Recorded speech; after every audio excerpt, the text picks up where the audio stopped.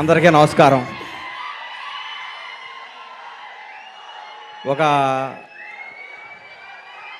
7-8 సంవత్సరాల తర్వాత నాకు కిక్కినిచ్చిన సినిమా ఈ లిటిల్ హార్ట్స్.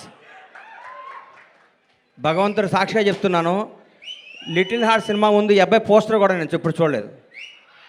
ఈ అబ్బాయి ఇట్లా యూట్యూబ్ తిప్పుతుంటే మా అమ్మ నాన్న తిరుపతి తీసుకెళ్ళాలనుకుంటే నాకు పెద్ద టూరు, అట్లాంటి ఫారెన్ తీసుకెళ్ళడానికి కానీ ఆగిపోయాను. ఎందుకంటే నన్ను అమ్మ నాన్న లవ్ చేసేవాడంటే నాకు అంత ఇష్టం, అక్కడ ఆగిపోయాను. సినిమా ఇండస్ట్రీ కష్టాలు, కన్నీళ్ళు, బాధలు అన్నీ ప్రిపేర్ అయ్యి రావాలి. ఎవరో కొన్ని 100 కోట్లకు ఒక ఆయన ఉంటాడు, ఒక స్టార్ కామెడీ కొడుకుగా పుడతాడు, ఒక మెగాస్టార్గా బామర్తిగా ఉంటాడు, ఒక ఐకాన్ స్టార్కి తండ్రిగా ఉంటాడు. అట్లా ఒక 100 కోట్ల కూడా ఉంటాడు. అందరూ అట్లా ఉండలేరు, మన అందరూ కష్టపడాల్సిందే, తప్పదు. అట్లా ఎప్పుడు కాలు మీద కాలు వేసుకుంటాడు. ఆయన ఎవరికి అందుబాటులో ఉంటాడు, ఆయన ఎవరు అనుకుని ఆయన అందుబాటులోకి వెళ్తారు. అది జీవితం అంటే. అంత మహర్జాత్ కూడా నా జీవితంలో నేను చూడలేదు, ఇక చూడను కూడా. అంత అట్లా ఆయన జీవితాన్ని అంత అద్భుతంగా ప్లాన్ చేసుకుని అల్లు అరవింద్ గారు ఇక్కడ రావటం, విజయ్ దేవరకొండ. విజయ్ గురించి ఒక మాట చెప్పాలి. వీళ్ళ ఫాదరు నేను రూమ్మేట్స్మి. ఒక 3 రోజులు మిస్ అయ్యాడు. ఏంది గోవర్ధన్ అన్న రాలేదు అన్న, నా కొడుకు పుట్టాడు అన్నాడు. అది హీరో పుట్టాడా అన్న, మీ నాన్నడు చెక్ చేసుకో అన్నాను అనలేదా? విజయ్ అన్నాడా? అది గుర్తుపెట్టు. నా జీవితంతో నేను ఏదైనా అంటే అవుద్ది, నాకు అబక్కన అట్లా వస్తుంది. నేను అంత ఎమోషన్ పర్సన్ని. ఈ లిటిల్ హార్ట్స్ గురించి మాట్లాడతా.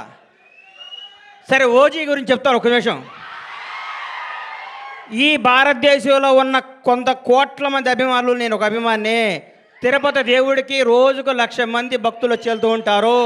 ఆ 1,00,000 మంది భక్తుల్లో కూడా నేను ఒక్కడే భక్తుడిని కాదు, నాలాంటి కోట్ల మంది భక్తుల్లో నేను ఒకడిని. మీలాగా నేను పూజిస్తాను, మీలాగా నేను ప్రేమిస్తాను. నేను మీలో ఒకడిని, మీకంటే నాకు ఎక్కువ క్వాలిఫికేషన్ లేదు. ఓజీ బ్లాక్ బాస్టర్ అవ్వాలని మీతో పాటు నేను కోరుకుంటున్నాను. అది తప్పకుండా బ్లాక్ బాస్టర్ అవుద్ది, అంతే. Thank you. ఈ సినిమా గురించి మాట్లాడతాను. చిన్న సినిమా చచ్చిపోయింది, మా ప్రస్థానంలో అంత్యక్రియలు చేద్దాం అనుకుంటున్న తెలుగు ఇండస్ట్రీలో కథతో తీస్తే సినిమా హిట్ అవుద్ది, బడ్జెట్తో కాదు నిరూపించింది లిటిల్ హార్ట్స్. 2.5 కోట్లతో సినిమా తీశారంటారు. ఇప్పుడే నితిన్నను మన సాయిని అడిగాను, ఎంత బడ్జెట్ ఎల్కాట్ చేశారని. 2.5 కోట్లు అన్నారు. ఒక పెద్ద సినిమా షెడ్యూల్ వేసుకొని 3 రోజులు షూటింగ్ క్యాన్సిల్ అయితే 2.5 కోట్లు అవుతున్నాయి. ఈ రోజుల్లో 2.5 కోట్లతో 50 కోట్లు కలెక్ట్ చేసే సినిమా తీశారంటే hats off to Little Hearts team. మిమ్మల్ని చూసుకొని పెద్ద పెద్ద దర్శకులు, నిర్మాతలు ఇన్నింగ్లీ లాటాడు సిగ్గుతో తలంచుకోవాల్సిన రోజు తీసుకొచ్చారు మీరు ఇండస్ట్రీకి. నిజంగా ఇక సినిమా చూడండి, చిన్న సినిమా చూడండి, పెద్ద హీరో 500 కోట్ల బడ్జెట్ ఉంటుంది తీస్తారన్న రోజుల్లో 2.5 కోట్లతో యావత్ తెలుగు ఇండస్ట్రీ, తెలుగు సినిమా, తెలుగు ప్రజలందరినీ థియేటర్కి పరిగెత్తించారు. నేను సినిమా థియేటర్కి వెళ్ళి దాదాపు 5-6 సంవత్సరాల నుంచి నేను ఒక థియేటర్ ఎగ్జిబిటర్గా, నా థియేటర్ కూడా నేను సినిమాకి వెళ్ళలేదు. ఈ మధ్య నాకు ఫస్ట్ డే సినిమా చూడాలనిపించింది, మిరాయి సినిమా. ఆ రోజు వెళ్ళాను. ఈ సినిమాను లవ్ చేశాను. ఇవాళే ఈ సినిమాకి ఫంక్షన్ రావాలని ఫిక్స్ అయ్యి వంశీని అడిగాను, వంశీ కొద్దిగా టికెట్ చెప్పా సినిమాకి వెళ్తానని. మా థియేటర్లో ఆడుతుంది, నాకు కుదరలేదమ్మా, క్షమించు. సినిమా చూస్తే దీని అమ్మ ఇది కదా సినిమా అంటే, ఇట్లా ఉండాలి కదా సినిమా అంటే. ఇది వాస్తవం, సినిమా కాదు. మా నాన్నకి నాకు జరిగిన స్టోరీ ఇదంతా. మా నాన్నకి ఇటు చెప్పిన కంటే ఎక్కువ అబద్ధాలు చెప్పేవాడిని, నేను అన్ని అబద్ధాలు చెప్పేవాడిని. షాద్ నగర్లో ట్రైన్ ఎక్కి, కాచిగూడలో ట్రైన్ దిగి, దీపక్ థియేటర్లో సినిమా చూసి, మళ్ళీ ట్రైన్ ఎక్కి షాద్ నగర్ పోయి స్కూల్కి వెళ్ళి వచ్చాను, అబద్ధం చెప్పేవాడిని. అక్కడి నుంచి స్టార్ట్ అయిన మా జీవితం వాస్తవానికి దగ్గరగా, ప్రతి తండ్రి కొడుకున్న కెమిస్ట్రీ అద్భుతంగా తెరకెక్కించిన ఈ సినిమాని. ఇట్లాంటి సినిమాలు సంవత్సరానికి 12 సినిమాలు వస్తే ఇండస్ట్రీ 100 ఏళ్ళు చల్లగా ఉంటుందండి. 1000 కోట్ల సినిమాలు వద్దు, 500 కోట్ల సినిమాలు వద్దు, జనాన్ని థియేటర్కి వచ్చే సినిమాని. ఈ సినిమా తీయటం కాదండి, ఈ సినిమా వజ్రం ఎక్కడో ఉంటుంది, వజ్రాన్ని వెతికి బయటికి తీసుకొచ్చారు. చూడండి, వాళ్ళు ఒప్పుకోవాలి, వంశీని, బన్నీని.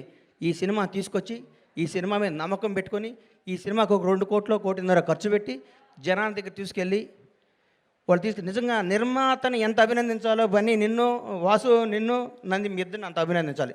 మామూలు విషయం కాదు. మీరు ఎంత కష్టపడ్డ పేరు అరవింద్ గారి సినిమా అంటున్నారు, అది ఆయన అదృష్టం, మీ బ్యాడ్ లక్, నేనేం చెప్పలేను.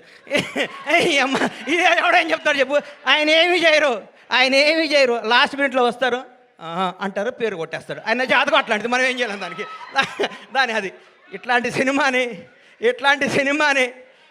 సినిమాని ఈటీవీ విన్ మహానుభావుడు, గౌరవనీయులు రామోజీరావు గారు ఏ బ్రహ్మముహూర్తాన ఈటీవీ సంస్థని, ఈనాడు స్టూడియోని, రామోజీ ఉషా కిరణ్ మూవీస్ని స్థాపించారు. కానీ ఎంతమంది గొప్ప నటుల్ని, మౌన పోరాటం దగ్గర నుంచి, మయూరి సినిమా దగ్గర నుంచి, ప్రతిఘటన సినిమా దగ్గర నుంచి, ఒక 25 ఏళ్ల ముందు నువ్వే కావాలి సినిమా దగ్గర నుంచి కొత్త టాలెంట్లని, కొత్త భక్తుల్ని పరిచయం చేస్తూ ముందుకు తీసుకెళ్తూ ఎంతోమందికి జీవనోపాధి కల్పించిన రామోజీరావు గారికి హృదయపూర్వకంగా దివిలో ఉన్న రామోజీరావు గారికి మనస్ఫూర్తిగా శిరస్సు వంచి నమస్కారం చేస్తున్నాను.